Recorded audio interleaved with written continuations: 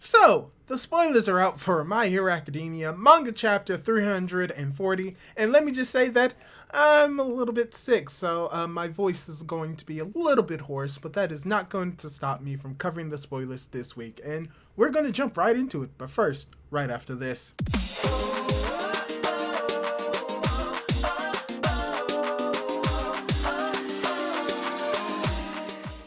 Hey guys, how's it going? It is your boy, Manga Man Drew, and I'm here to cover the spoilers for My Hero Academia manga chapter 340, which is apparently going to be titled after the last two chapters, which is going to be the story about how we became the greatest heroes, this time number 3. So if this is the title of chapter 340 for this week, then yes, most likely we're going to retain this type of titling scheme until the end of the story, whenever that may come up. But from what we see with the spoilers this week, we are going to have a strong focus on Aoyama and what he's going to be doing in the plan, as well as getting a look at the plan itself and not going really in depth into it, but getting a base layer of it with a major reveal at the end of someone who's going to be playing a major role in this story, and we kind of expected it from some notes that we got from Hirikoshi a while back. So before we get right into the spoilers, I'd like to ask you, if you haven't done so, to subscribe to my YouTube channel. I cover My Hero Academia content, spoilers, discussions, as well as reviews, so if that's something that you're interested in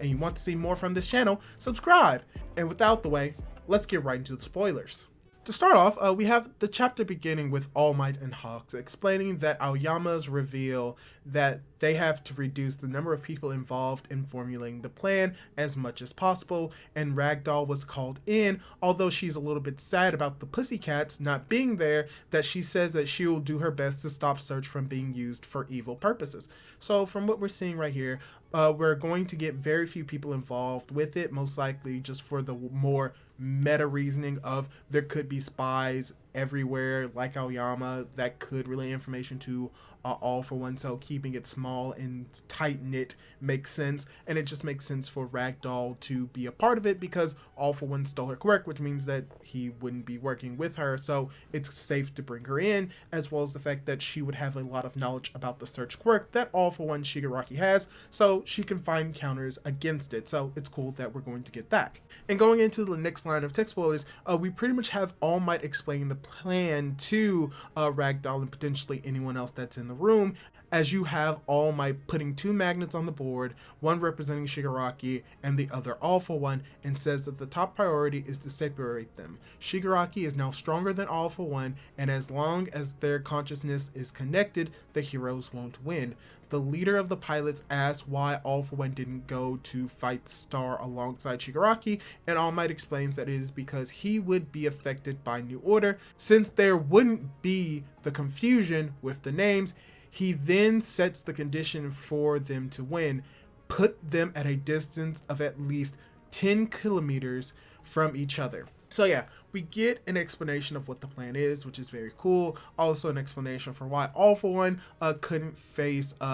New Order, couldn't face Casey along with Shigaraki, or Cassie alongside Shigaraki, and it could be because All for One accepts that his name is All for One, so this could just be more confirmation that we're not going to get his actual name. We know it's Shigaraki, but we may not get his actual name, so it's just going to be All for One. But yeah,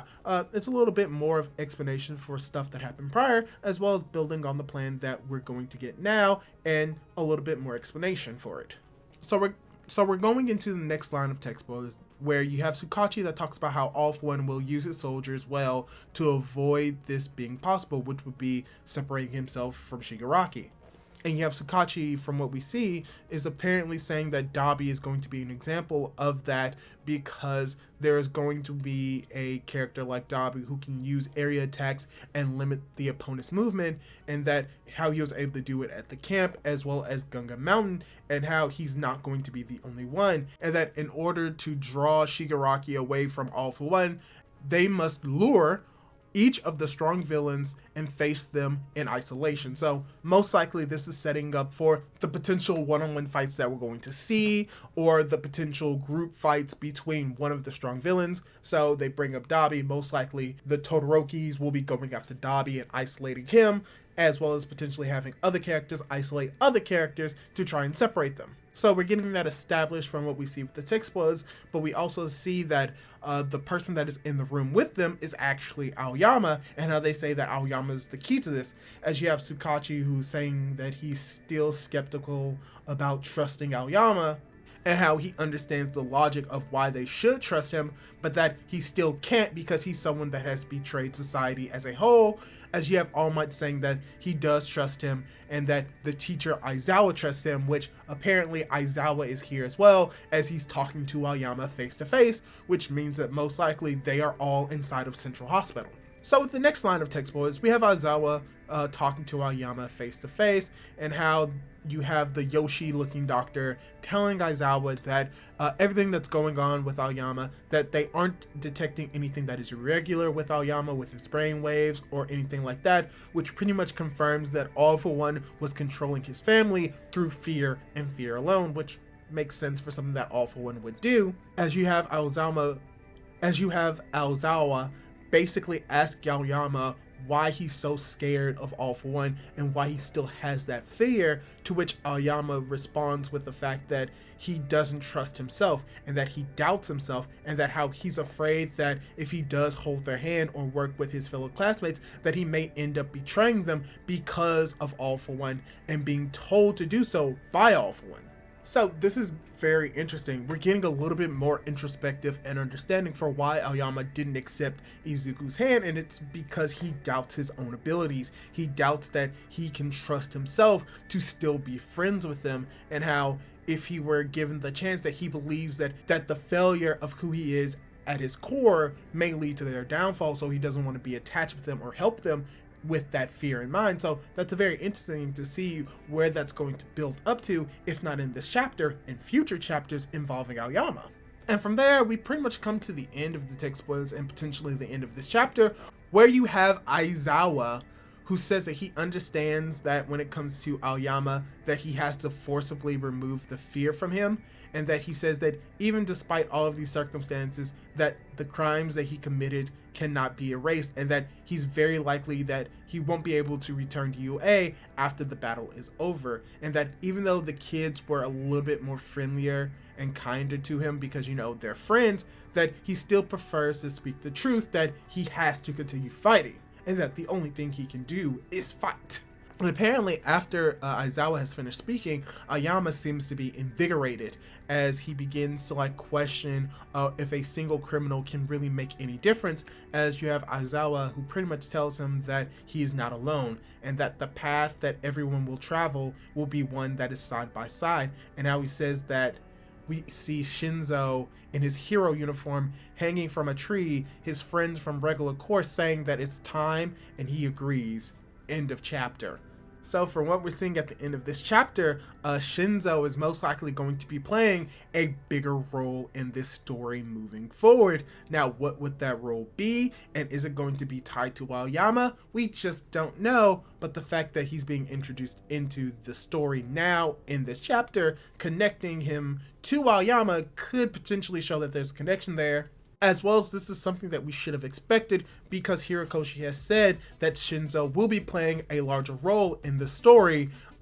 when the story is coming to an end, and it's coming to an end very soon, and that he's going to be playing a bigger role in the final battle, which is most likely going to be set up in this chapter. So yeah, that's all the spoilers that I really have for this chapter. There's not really much that I can say upon it now without full context of the chapter itself, but for the most part, from what we're seeing with the spoilers, this is more or less still set up for the final war. People may be thinking that, oh, the end of My Hero Academia, that we're being rushed, and that, oh, it's going to be ending extremely soon, which to some degree, yes, but it's not being rushed. We still are setting up some stuff that needs to be set up, but a lot of the buildup for what is going to be happening has already been built up. We just need a few more set pieces to have that buildup pay off even more within the final war, and it involves Aoyama's character, the plan, and potentially bringing Shinzo into the fold. So it's going to be interesting to see where it moves from here, but we first need the full context of the chapter. So I can't wait for the chapter to come out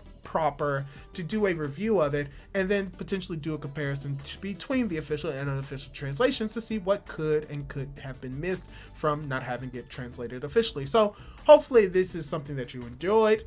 So yeah, hopefully this is something that you enjoyed. Hopefully you enjoyed the spoilers. And if you did, why not leave a like on this video to show that you really like this type of content. And don't forget to leave a comment down below and talk about what did you think of the spoilers. Did you think that the spoilers for this chapter is going to make the chapter a little bit more interesting, or do you think that this chapter is just going to be an okay chapter? Leave your thoughts down in the comments down below. Leave a like on the video if you liked it. Subscribe to my YouTube channel, and don't forget to hit that notification bell to be notified for whenever I upload more content like this. Do all that cool jazz, and hopefully I'll be able to catch you in my next video. Goodbye!